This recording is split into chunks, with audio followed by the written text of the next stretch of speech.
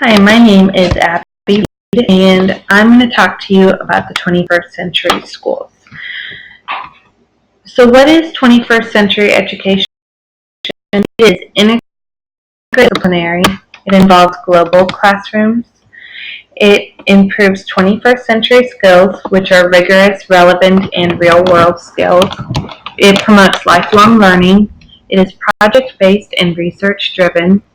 It is student-centered, and it involves technologies and multimedia. So integrated and interdisciplinary. The 21st century schools believe that schools should focus on promoting understanding of content areas by integrating interdisciplinary themes into all subject areas. So this would be global awareness, financial, economic, and business literacy, civic literacy, health literacy, and environmental literacy. Global competency is a fundamental component to the 21st century schools. Teachers model what global competency looks like, and students learn to communicate and collaborate with peers from diverse countries. So the 21st century skills are broken up into three different groups. The first group is learning skills, and these are critical thinking, creativity, collaboration, and communication. And these are all skills that every student and every person needs in order to continue learning as they move through life. And then the second column is literacy skills, which are information literacy, media literacy, and technology literacy. And these things involve just knowing how to use them and knowing how to work these tools to the best of your ability. And then the next one is life skills, and this involves flexibility, leadership, initiative, productivity, social skills, critical thinking, and creativity. And these are skills that just improve your day-to-day work life, and everyone needs them to do well in a job. So, lifelong learning. The 21st century skills are meant to prepare students for a lifelong career of learning. This holistic approach to education aims to create successful, productive adults who are ready to take on the challenge that life throws at them. So, 21st century schools don't want students to finish school and be done learning. They want them to spark an interest and an enjoyment in learning so that even when they're finished with formal education, students are still searching and striving and trying to learn every day. So project-based research. Project and research-based learning teach students to think on their feet.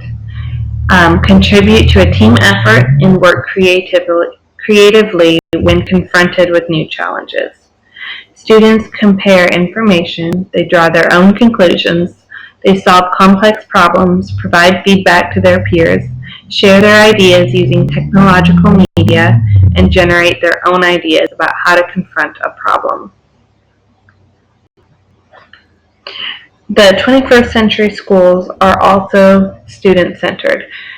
So they're striving to meet the learning needs of all students.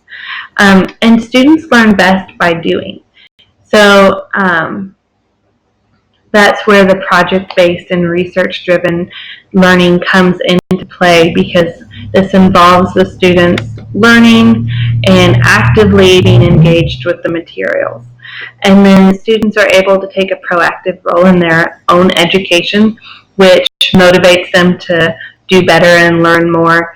And so it's all about what's best for the student. So technology is also a vital role in the 21st century schools. Teachers should be well versed in using different types of media to foster student learning.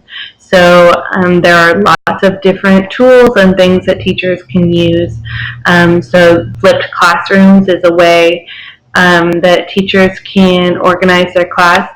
And then we want to teach about digital citizenship. We want to teach students how to go about using technology and how to be responsible with it. It is also important to create a student response system where students can give feedback and ideas. And then students can create their own media, which in projects or research that they're doing. And then virtual field trips are also a way to incorporate technology. And there's lots of other options out there, and there's so many ways to use technology for education. These are just naming a few. So assessment should be authentic, based on individual learning targets. So students' learning can be determined through a variety of ways, such as performances, projects, and multiple forms of media. And then assessment is also used to plan future learning experiences to best meet individual students' needs. Collaboration is also an important aspect. Teachers collaborate on a regular basis to discuss lessons, and students to share strategies and ideas. Teachers are expected to lead by example and influence, and not by force or authority.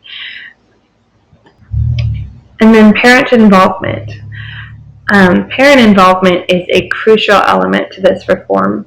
Parent communication should be informative and meaningful. It's not just a vague newsletter every once in a while.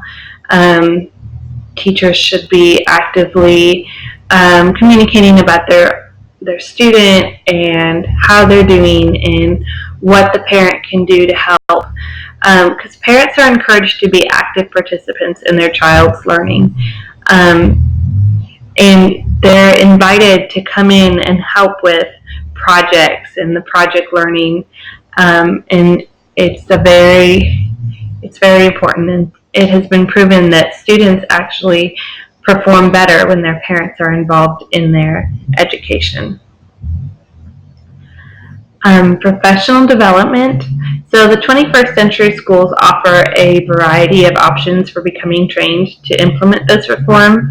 They offer on-site workshops, online courses, blended learning programs, sustainable development programs, virtual professional development, and custom designed programs. So here's where I'm going to go over my school reform rubric, and we'll see how 21st century schools line up with the rubric that I prepared. So the first thing that I have is assessment process, and in order to get a 3, grades should be based solely on standards. Attendance and behavior are not factors in the overall grade. On each standard, students receive a grade based on a rubric that states whether they meet that goal or not. And then teachers use that information to determine what instructional modifications need to be made in future lessons. I gave this area a 3 because 21st century schools are adamant that assessment needs to be authentic and real and based on individual standards. So then the next one is student-centered learning. Students are active participants in their own learning. They are given choices based on their own personal interests. And this is something that I talked about as well. Students' choice is very important and very crucial to enhance motivation, and project-based learning and research gives students lots of freedom. So I also gave that a 3. And then collaboration. Collaboration should occur regularly about students and lessons. And this is something that is also important to the 21st century schools. So I gave that a 3 as well.